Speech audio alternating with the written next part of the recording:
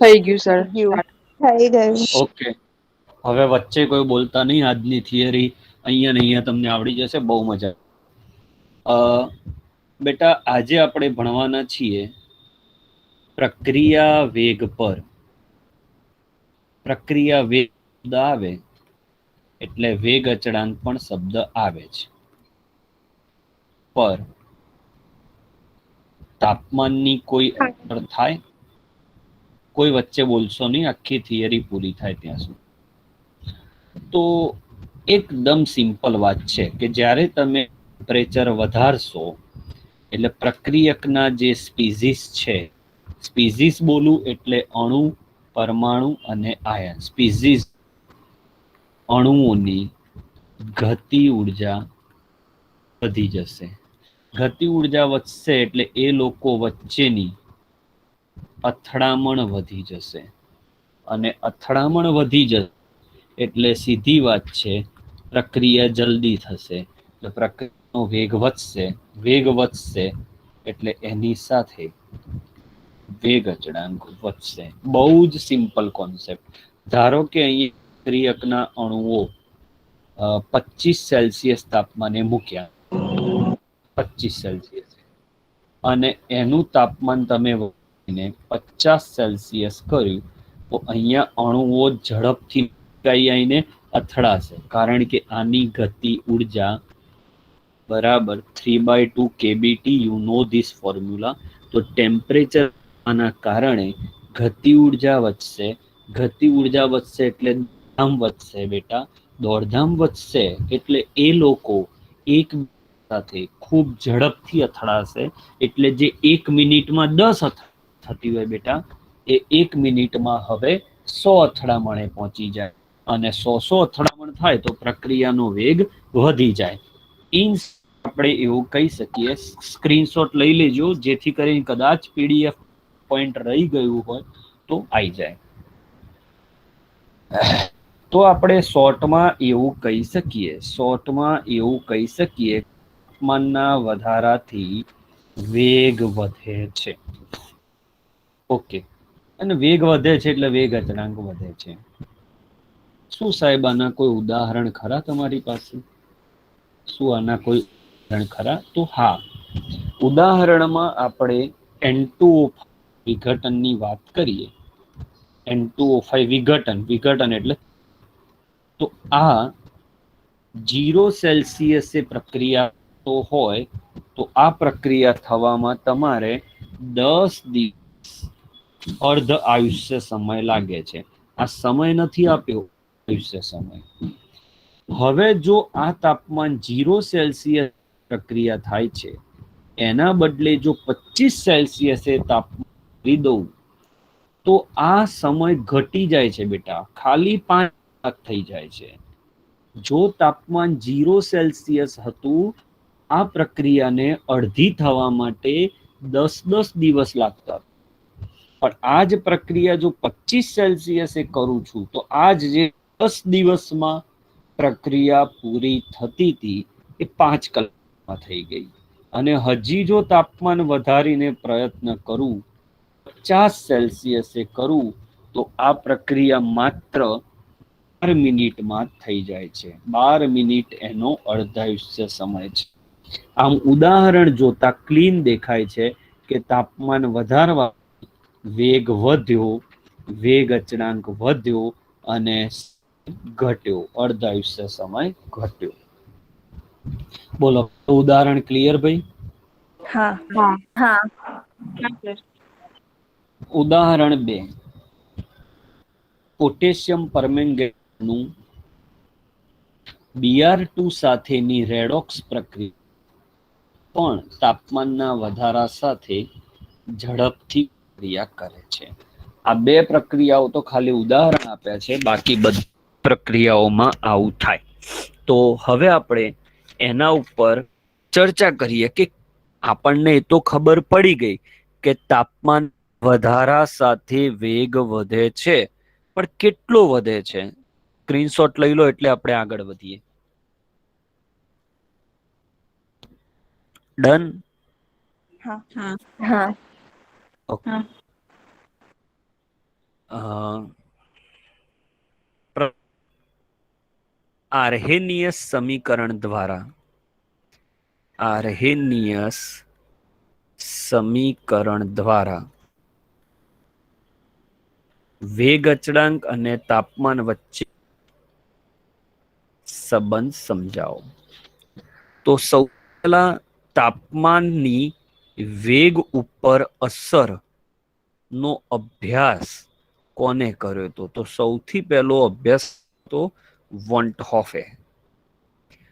પણ એને સૂત્ર દ્વારા સમજણ કોણે આપી? સૂત્ર દ્વારા સમજણ આપી કોણે? તો જથ્થાત્મક માહિતી કોને આપી? નામ છે બેટા આર્હેનિયસ. આર્હેનિયમ. કોને કર્યો તો વોન્ટહોફે, પણ એનું સૂત્ર કોને આપ્યું? તો આર્હેનિયસ. હવે હવે બધા જ્યાં સુધી હું ના પૂછું ત્યાં સુધી બોલતા નહીં. હવે જે ટોપિક ચલાવું છું એ આજ સુધીના દરેક જગ્યાએ પૂછાયેલું છે. સૌથી પહેલા એક એક્સ્ટ્રા ટોપિક છે વચ્ચે, એ આપણે લઈ લઈએ કે એવું માનવામાં આવે છે કે કોઈ પણ રાસાયણિક, હજી આર્હેનિયસ નથી ચલાવતું, રાસાયણિક પ્રક્રિયાનું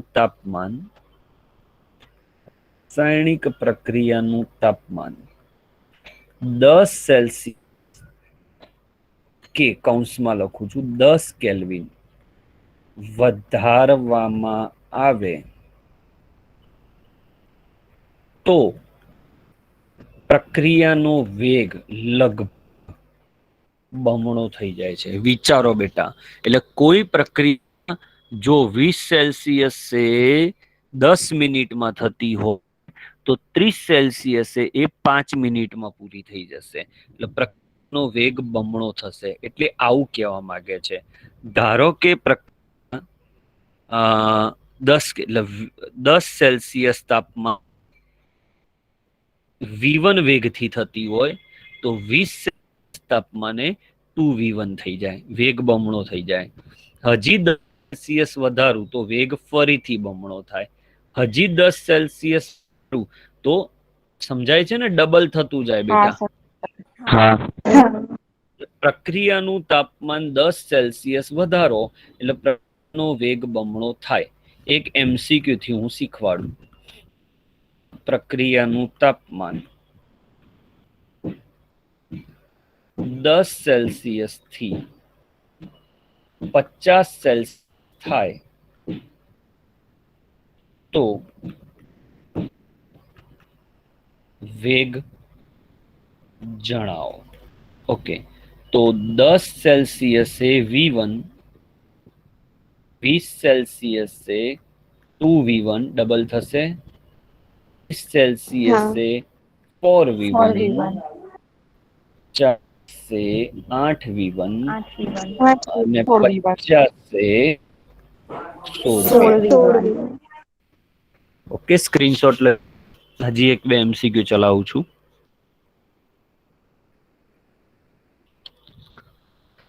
હવે આવું કે બેટા કે એક પ્રક્રિયાનું તાપમાન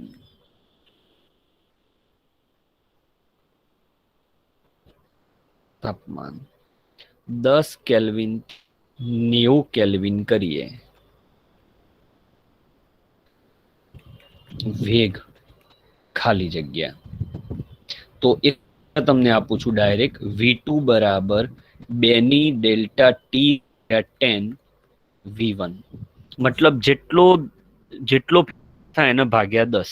બરાબર. કેવી રીતે? જો 10 સેલ્સિયસ નો વધારો થતો તો વેગ બમણો થતો હતો. 20 સેલ્સિયસ નો થાય તો ગણો થતો હતો. 30 સેલ્સિયસ નો થાય તો 8 ગણો થતો હતો. આ 3 કેવી રીતે આવે છે? તો 3 કેવી રીતે આયા? 30 ભાગ્યા 10 થી આયા. 2 કેવી રીતે આયા? તો 20 ભાગ્યા 10 થી આયા. તો ઇન શોર્ટ પર તાપમાન મૂકી દેવાનું ને ભાગ્યા 10 કરી દેવાના. તો શું થાય? લાંબા દાખલા સહેલા થઈ જાય. તો V2 બરાબર 2 ટાઈમ. હવે 10 90 છે એટલે અહીંયા 90 ના લખતા ડેલ્ટા ટી કીધો છે એટલે ડેલ્ટા ટી થાય. આ ભૂલ ના થાય, જોજો. 90 મૂકી દેતા એટલે અહીંયા થશે 80/10 10. into V1, તો V2 બરાબર 2/8 V1. બોલો, ક્લિયર? આવડી જશે હવે? સૂત્ર પણ હા બહુ સર. હા. ચલો સ્ક્રીનશોટ લઈ લો, પછી આપણે આર્હેનિયસ સમીકરણમાં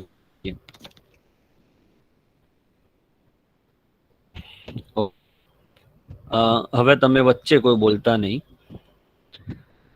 આર્હેનિયસ સમીકરણ, આર્હેનિયસ સમીકરણ શેના માટેનું છે? તો મેં કહ્યું કે વેગ અચળાંક અને તાપમાન વચ્ચે સંબંધ દર્શાવવાનું કામ એને કર્યું, અને એને સંબંધ આપ્યો કે વેગ અચળાંક ચલે છે e⁻ આ સંબંધ એને આપ્યો. મતલબ એ થયો કે વેગ અચળાંક એ તાપમાન સાથે ઘાતાંકીય સંબંધ આવે છે બેટા. કારણ કે તાપમાન તમે જોશો તો ઘાતમાં, તાપમાન એ ક્યાં છે બેટા? ઘાતમાં. હવે બધા પદ સમજાઈએ તો કે શું છે? ચલન કાઢી નાખીએ. અહીંયા પહેલા ચલન કાઢીએ એટલે બરાબર એ આવશે. એ શું છે તમને ખબર જ પડી ગઈ હશે. હા. કે છે એ આપણો વેગ અચળાંક છે. એ જે છે એ આર્હેનિયમ અચળાંક. આર્હેનિયસ અચળાંક.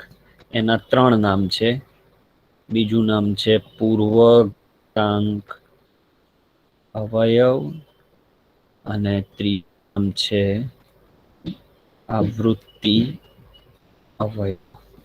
હવે ટી એટલે શું? તો ટી એટલે તાપમાન સ્વાત કેલ્વિનમાં.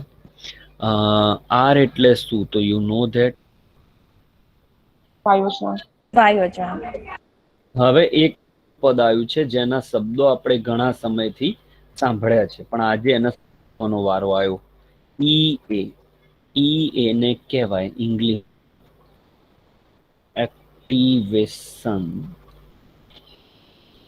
એનર્જી. એક્ટિવેશનલ એનર્જીનું અતિ થાય સક્રિયકરણ ઉર્જા. ઉર્જા. સક્રિયકરણ ઉર્જા એટલે પ્રક્રિયકને પ્રક્રિયા કરવા માટે જરૂરી ઉર્જા. પ્રક્રિયકને પ્રક્રિયા કરવા માટે જરૂર ઉર્જા. હવે આનો અર્થ શું? તો એક આપણે પોઈન્ટ સમજીએ. એક વસ્તુની કિંમત 100 રૂપિયા છે, એમાં મારી પાસે 80 રૂપિયા છે, તો જરૂર કેટલાની? 20 ની. 20 રૂપિયાની. 20 રૂપિયાને શું કહેવાય? Activation energy. ખૂટ્યા જેટલા ખૂટ્યા. જો એટલા આપણે ઉદાહરણ લઈએ કે આપણે 10માં પાસ માર્ક 33 છે, મારે 20 માર્ક આયા, તો 13 માર્ક મારે છે. તો આ આપણને કૃપા ગુણ મળી જાય તો હું પાસ થઈ. બરાબર? તો આને કહેવાય સક્રિયકરણ ઉર્જા. કે અહીંયા 2 પ્રક્રિયકના અણુઓ છે, પણ આમની જોડે જો સક્રિયકરણ ઉર્જાથી ઓછી ઉર્જા હશે બેટા, તો એ 2 દોડીને એકબીજા અથડાઈ શકશે નહીં. અહીંયા ક્યાંક અટકી જશે. પડી ટપ્પી? હા પડી. હા. પણ જો એમની જોડે પૂરતી ઉર્જા હશે તો એ અથડાશે તો નિપજ બનવાના ચાન્સ છે. This is called activation energy. Okay, screenshot લઈ એક્ટિવેશન એનર્જી નો.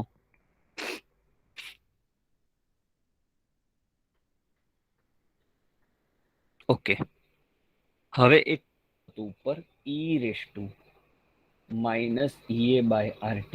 આનો અર્થ થાય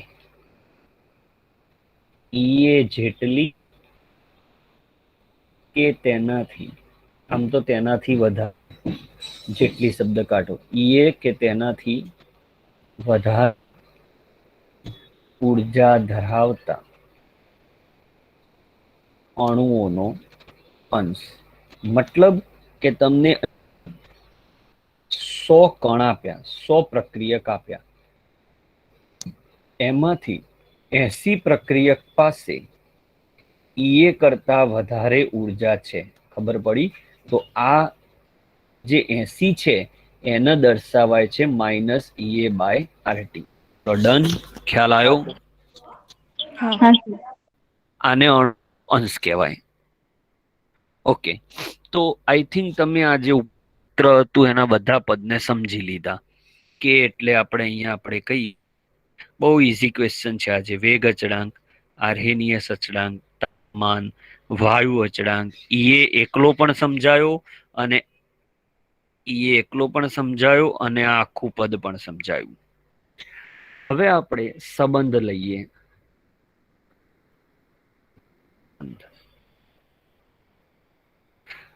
કે શું ફરક? તો પેલા સૂત્ર લખી દઉં ફરીથી, આવડે તો બોલજો જોડે. કે બરાબર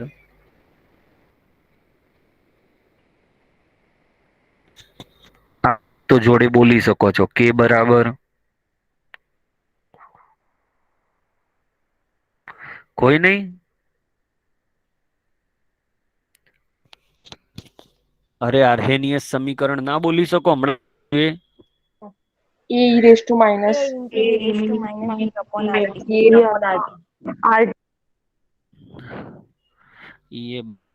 હવે જો આમાં હું તાપમાન વધારું તો શું થાય?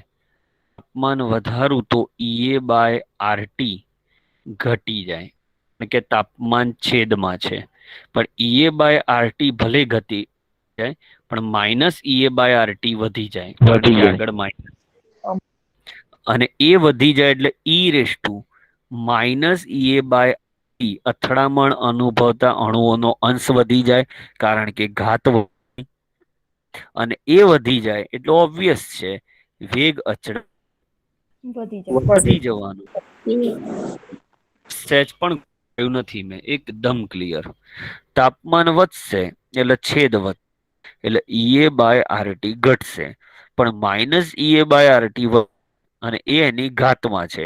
એટલે તમે આગળ વાક્ય લખ્યું હતું કે કે અને ટી એકબીજા સાથે કયા સંબંધ બેટા? હવે આ જગ્યાએ કોઈ બોલતા નહીં. હવે સક્રિયકરણ ઉર્જાનું કહું કે જો સક્રિયકરણ ઉર્જા વધારે હોય તો ઈએ બાય આરટી વધી જાય, કારણ કે ઈએ હવે અંશમાં છે. હવે અહીંયા તમે માઇનસ ઈએ બાય ટી લો બેટા, તો એ ઘટી જાય. માઇનસ એટલે e raise to minus Ea by RT ઘટી જાય, તો વેગ અચળાંક ઘટી જાય. તો ઇન શોર્ટ આપણે એવું લખી શકીએ કે તાપમાન ઊંચું રાખવાથી અને સક્રિયકરણ ઉર્જા નીચી રાખવાથી વેગ અચળાંક વધે. IMP MCQ. તો જ અચળાંક વધે. બોલો, ક્લિયર? હા સર. સ્ક્રીનશોટ લઈ લો. ઓકે, હવે આપણે આ બધું કોન્સેપ્ટો ભણ્યા. હવે એને ગણિતની રીતે આપણે એને સોલ્વ કરીએ. ગણિતની તો ફરીથી સમીકરણ લખું છું, આવડે જોડે બોલજો. કે બરાબર બોલો A into E minus E upon R. હવે આનું સાદું રૂપ, બસ હવે કોઈ ના બોલતા. બંને તરફ લેતા, તો જેવું ln લેશો કે ln a into e raise to minus Ea by RT. તો અહીંયા આવશે ln a, અહીંયા ગુણાકાર હોય તો સરવાળો થાય માઇનસ ઈએ બાય આરટી. તો ln k બરાબર ln a, ઘાત જે છે એ આગળ જાય એટલે પ્લસ માઇનસ માઇનસ થઈ જાય, માઇનસ ઈએ બાય આરટી. આ નીટ અને જી માટે આઈએમપી સૂત્ર છે, આજ સુધી કમસે કમ 20 વખત પૂછાયું હશે. ચલો હવે આને આપણે આ રીતે લખીએ, ln k બરાબર minus ea by rt plus a. આ તમે આરેખીય સમીકરણને સાદું આપ્યું કહેવાય. આટલું પદ જોઈ લો, આમાં ક્યાંય ડાઉટ હોય તો પૂછો. અને હું ફરીથી કહી દઉં, હવે જે હું ચલાવું છું એ મારા શીખવાડવાથી નહીં આવે, આ તમારા જાતે સોલ્વ કરવાથી જ આવડશે, મને નહીં આવડે. આ જોવાથી તમને આવડી જાય એવું ના સમજતા. તો આ 4 પદ લખ્યા એ જોઈ લો, પછી આપણે આગળ વધીએ.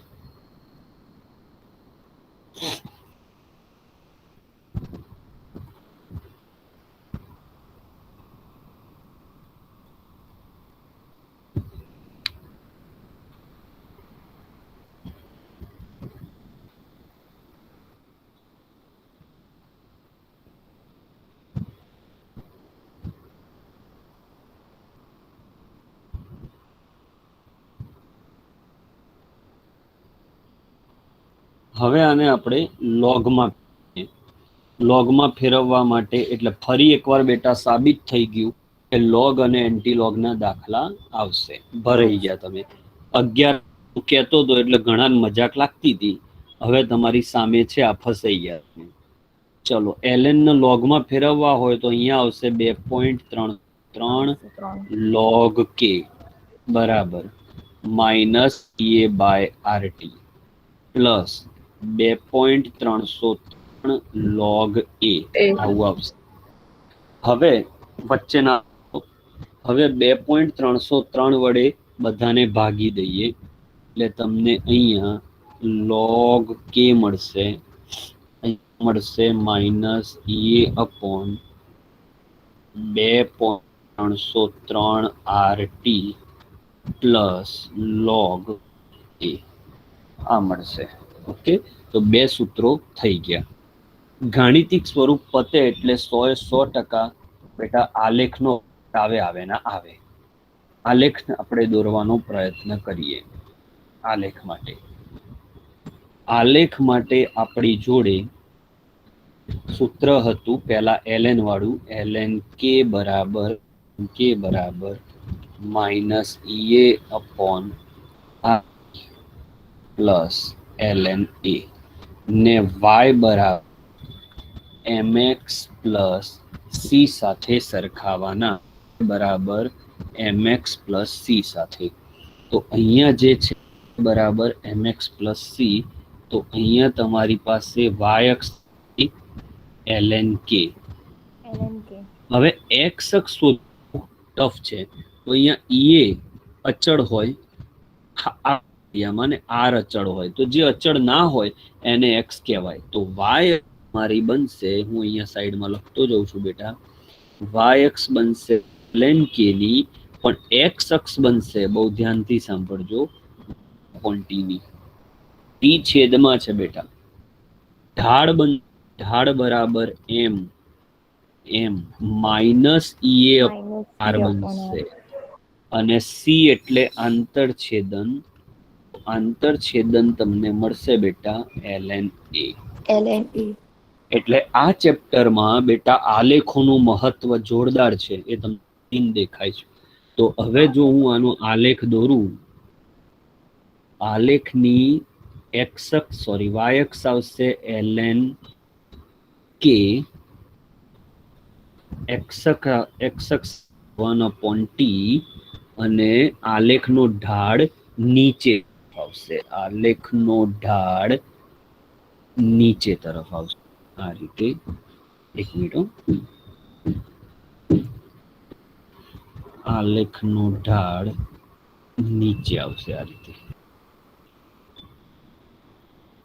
આમ એટલે ઢાળનું લખાશે બેટા minus ea upon r. T ના દેતા આજ સુધી એક પણ વર્ષ બોર્ડનું ગુજકેટ નીટનું એવું નથી કે પ્રશ્ન ના પૂછાય આમાંથી. અહીંયા આવશે આંતરછેદન ln a બરાબર. તો આ કયા સ્વરૂપનો આલેખ દોર્યો બેટા? ln સ્વરૂપ. હવે આપણે આનો લોગ સ્વરૂપનો આલેખ દોરીએ. આ બધું પીડીએફ માં છે જ. હવે આપણે લોગ નો આલેખ દોરીએ. લોગ સ્વરૂપનો જો આલેખ આપણે વિચારીએ તો અહીંયા થાય તમારો log k બરાબર -ea upon 2.303 RT plus log a ને y બરાબર x પ્લસ c સાથે સરખાવતા. તો અહીંયા તમારે y અક્ષ આવશે, અહીંયા તમારી x અક્ષ આવશે. તો y અક્ષ આવશે તમારી log k, x અક્ષ તો 1 t જ રહેશે. ઢાળ તમારો બદલાશે.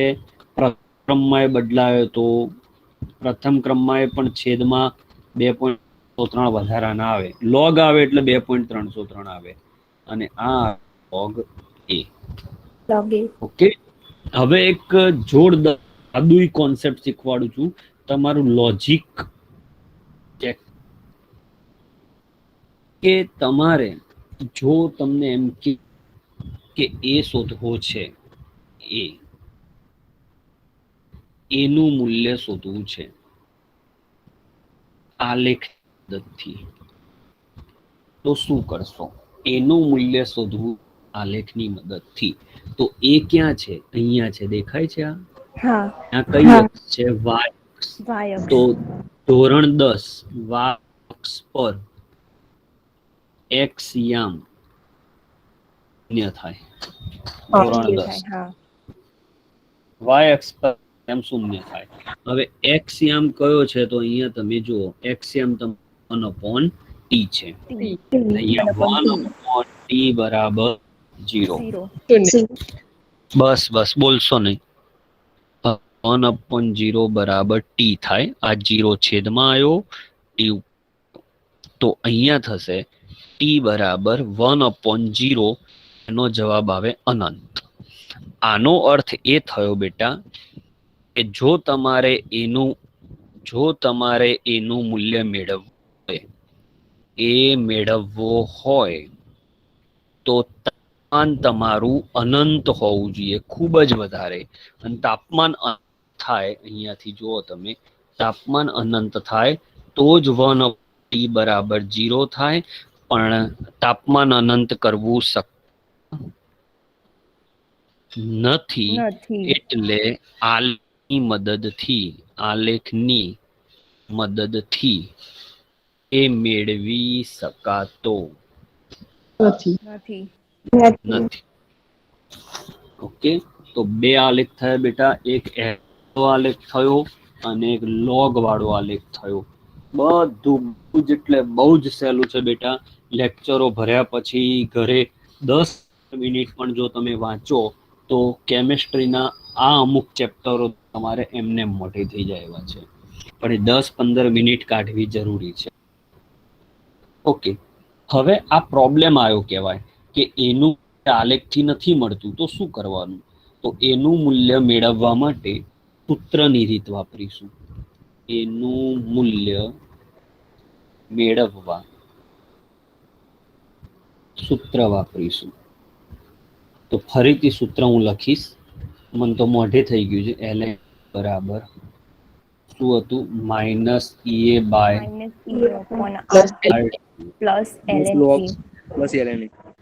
હવે તાપમાન T1 કરું, જોજો તાપમાન T1 કરું તો વેગ K1 થાય. એટલે અહીંયા K1 થાય, અહીંયા T1. અને K2 કરું તો ln K2 બરાબર -RT2 બસ ભાઈ બસ. સમીકરણ 1 કહેવાય આને, સમીકરણ 2. હવે આપણે 2 માંથી 1 ભરી દઈએ તો આમાંથી આ સૂત્ર બાદ કરવાનું છે. ln K2 minus ln K1 બરાબર -ea upon R2 plus ln a. આ સમીકરણ 2 નો ભાગ લખ્યો, એમાંથી માઇનસ સમીકરણ 1 નો ભાગ આપણે બાદ કરવાનો છે. હવે આપણે આને સાદું રૂપ આપીએ. તો અહીંયા થશે ln ની બાદબાકી છે તો ભાગાકાર થશે.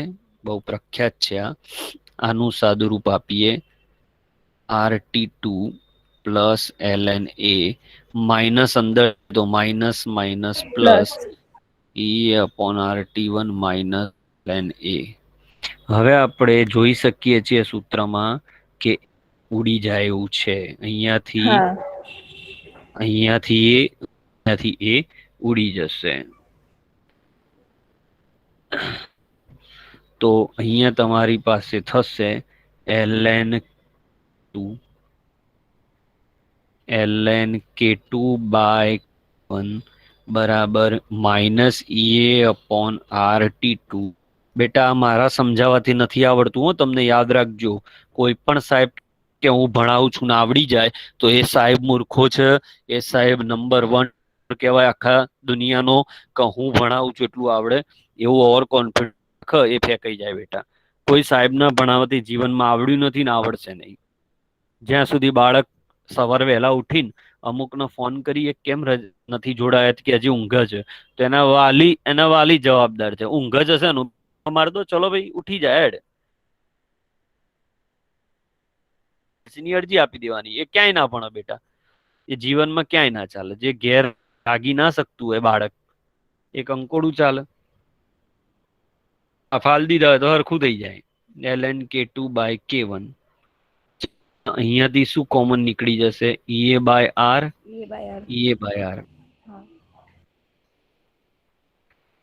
હવે પ્લસ વાળું પદ આવવાનું, પ્લસ વાળું પદ છે ને એ આગળ અને માઇનસ વાળું પદ કયું પાછળ. એકદમ બરાબર. તમને જાણી ન હોય આ સૂત્ર પોતે ઇટસેલ્ફ નીટમાં પૂછાયેલું છે. એનામાંથી કયું સૂત્ર સાચું છે એમાં બોલો. આટલું સહેલું પૂછાયું છે. ln ને આપણે કન્વર્ટ કરીએ ફરી એકવાર લોગમાં, તો 2.3 log k2/k1. મોટા ભાગના છોકરાઓને ભૂલ થઈ જાય છે, અહીંયા આગળ માઇનસ લખી દે છે. માઇનસ ના આવે.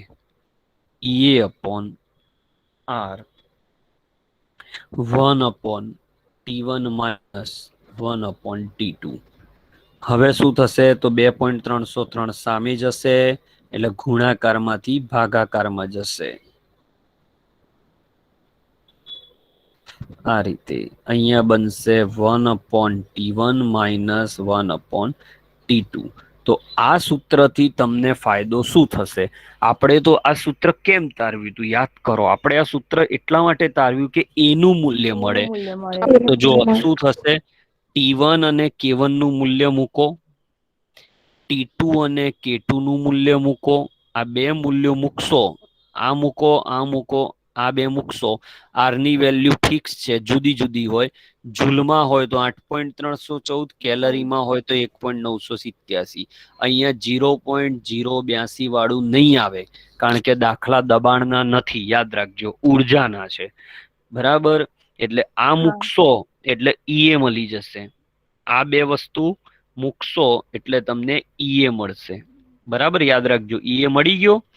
હવે આપણે જઈએ કોઈ એક સમીકરણમાં. ધારો કે આ પહેલું સમીકરણ હતું. બરાબર, આ પહેલું. તો આપણી જોડે K1 અને T1 તો હતા જ. EA આપણે લઈ આયા તો તમને A મળી જાય. આ રીતે એ શોધી શકાય. જે વસ્તુ આલેખથી ના મળી એ વસ્તુ આપણે આ રીતે શોધી શકીએ. બરાબર. તો ચલો આજની આખી થિયરીનું હું રિવિઝન કરાવું છું.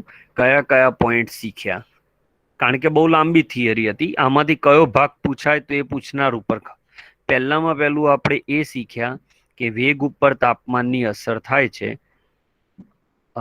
અને એ સમજવા આપણે બે ઉદાહરણ લીધા પહેલા સેશનમાં. પછી પેલું શીખ્યા 10 સેલ્સિયસ નો વધારો કરો તો વેગ બમણો થતો જાય. આ પોઈન્ટ નંબર 2 શીખ્યા.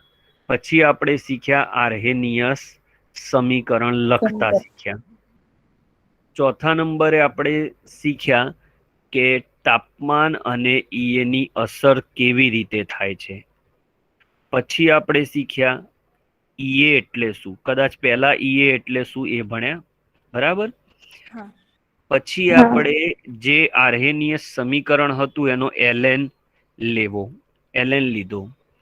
ln લીધા પછી ln વાળું જે સૂત્ર આવ્યું બેટા એને લોગમાં કન્વર્ટ કર્યો. હા પછી આલેખ દોર્યા. આલેખ દોર્યા. આલેખ ln નો પણ દોર્યો અને લોગ આલેખ log નો દોર્યો. એના પછી આપણે કર્યું કે એનું મૂલ્ય આલેખ આલેખથી મળે કે ના. નહીં, એટલે જવાબ આવ્યો ના મળે. મળે. પછી આપણે સૂત્ર તારવ્યું સૂત્રની log k2 by k1 ea upon 2.303 r RT 1 upon t. rt નહીં, મને ખબર હતી rt જ બોલશો, t તો કૌંસમાં છે. હા આટલા પદ આજે શીખ્યા. હવે તમારા સ્ક્રીન ઉપર આ વસ્તુ છે, બધા જ પોઈન્ટ યાદ કરવાનો પ્રયત્ન કરો. ના હોય તો તમે ચોપડી લઈને બેસો, મોડર્ન લઈને બેસો, એમાં આ એક પોઈન્ટને આ રીતે તમે સમજો. Most IMP theory. અને ફરીથી બે હાથ જોડીને વિનંતી છે બેટા, લોગ અને એન્ટીલોગ ના આવડે તો આ ચેપ્ટરના દાખલા ભૂલી જજો, કારણ કે પ્રથમ ક્રમનું સૂત્ર યાદ કરો તો પણ લોગ છે, આમાં પણ લોગ છે. આના પછી એક પણ સૂત્ર આવવાનું નથી, પતી ગયું. આ ચેપ્ટરમાં જે સૂત્રો આવવાના હતા એ પૂરા થઈ ગયા. એટલે આટલા ખાલી 3 કે 4 સૂત્રો આધારિત દાખલા છે, ઓનલી 3 કે 4. તો અત્યારે સ્ક્રીન ઉપર જે દેખાય છે બધા પદ મનમાં યાદ કરો. મનમાં યાદ ના આવતા હોય બેટા તો ચોપડીમાંથી જોઈન કરો. પણ આ આવતા લેક્ચરમાં રાસાયણિક ગતિકીમાં જેટલા સૂત્રો આયા એ આલેખ સાથે હું તમને પ્રશ્નો પૂછીશ, બરાબર. જો ના આવડે સાહેબ તો 100% હું તમને લેક્ચર નહીં ભરવા દઉં. અને અમુક લેટ જોઈન થશે તો એ નક્કી નથી હું ક્યારે પૂછું, હું ગમે ત્યારે વચ્ચે પૂછી લઈશ, બરાબર. અને જેવા લેફ્ટ થશો એટલે પકડાઈ જશો. મેં ત્યાં માણસો રોકેલા જ છે, જોઈ લો બધા જ પોઈન્ટ.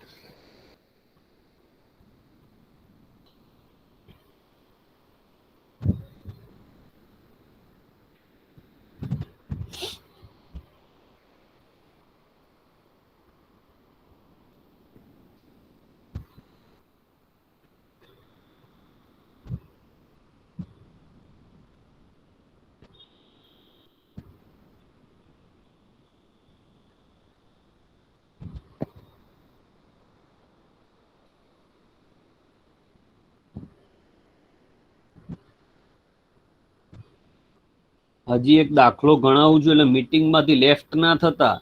આ સૂત્રને સમજવા માટેનો એક દાખલો ચલાવું છું હજી હું.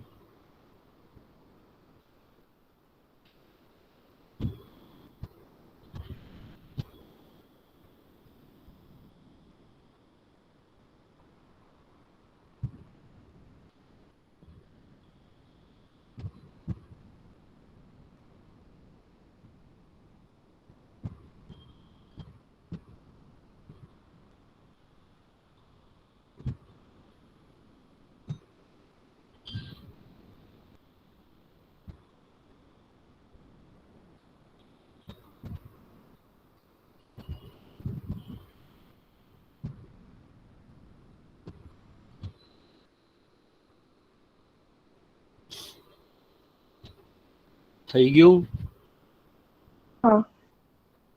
એક દાખલો આપું એટલે આજનું આ સૂત્ર તમે પરફેક્ટલી સમજી શકો. એક દાખલાની મદદથી આજનું સૂત્ર આપણે સમજીએ. એક પ્રક્રિયાનું તાપમાન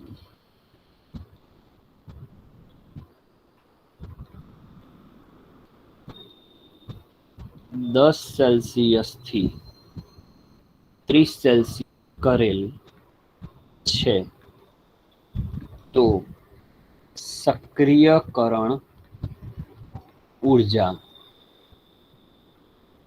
ગણો. તો સૌથી પહેલા તાપમાનનો દાખલો છે, તો ડેટા બનાવીશું બેટા આપણે.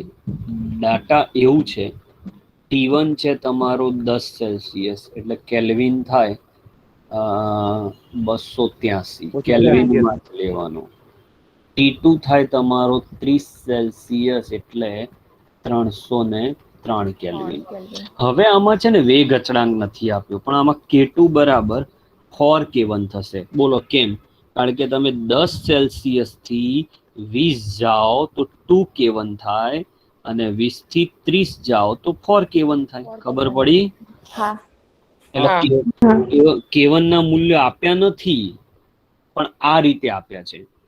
તો હવે સૂત્ર લગાડો, આવડે એ બોલો મારી સાથે. log K2 by K1 બરાબર એ માઇનસ હા એ 1/3R.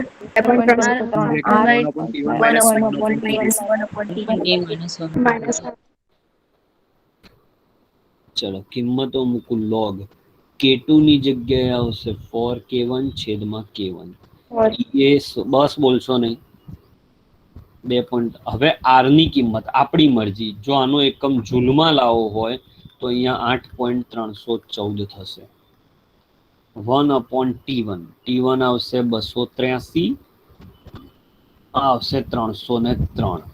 એટલે K1 અહીંયાથી ગયા, અહીંયાથી K1 ગયા. log 4 0.6021 આવશે. એ શોધવાના. 2.303 8.314 બાદબાકી કરો એટલે ઉપર લસા લઉં છું. 303 283 છેદમાં 303 283. ઓકે, સાદુરૂપ આપી શકો જાતે એટલે તમને એ મળી જાય. બોલો ક્લિયર? હવે પછી શું કરવાનું? એ મળી જાય એટલે પછી પેલું સૂત્ર હતું log K બરાબર minus EA/RT1 plus log A. તો એમાં T1 ની કિંમત 283 મૂકી દેવાની. K ની કિંમત તમારે આપવી પડે, પછી આ દાખલો ના ચાલે. એમાં પછી K ની કિંમત આવું કંઈક આપવી પડે કે 2 × 10⁻3. અહીંયા K મૂકી દો, અહીંયા T1 મૂકી દો, R મૂકી દો, બરાબર. એ મૂકી દો, અહીંયાથી લાયા એ મૂકી દો એટલે તમને એ મળી જાય. પણ એ લાવવા માટે એન્ટીલોગ આવે બેટા, એટલે આપણે ભરાઈ જઈએ. એન્ટીલોગ આવશે, આમાં લોગ આવશે, એન્ટીલોગ આવશે. તો આજનો લેક્ચર આર્હેનિયસ સમીકરણ ઉપરનો બેસ્ટ લેક્ચર પૂરો થયો. માત્ર હવે લગભગ હું જોઈ લઉં કેટલું બાકી રહેશે. વધુમાં વધુ 2 લેક્ચરમાં પૂરું થઈ જશે બેટા. 2 કે 3 લેક્ચર વધુમાં વધુ આવતા સોમવાર સુધીમાં, અને કદાચ રવિવારે પણ એક્સ્ટ્રા લેક્ચર લઈશું આ વખતે. તો તમારો રાસાયણિક ગતિકી ચેપ્ટરની થિયરીઓ પૂરી થઈ જશે. આ વખતની એક્ઝામમાં ચેપ્ટરની થિયરીઓ અને MCQ રહેશે. ઓકે, અને આવતા રવિવારે આ ચેપ્ટરના મોડર્નના MCQ આપણે સોલ્વ કરાવવાના છીએ. ચલો, જય શ્રી કૃષ્ણ. જય શ્રી કૃષ્ણ. જય શ્રી કૃષ્ણ. જય શ્રી કૃષ્ણ.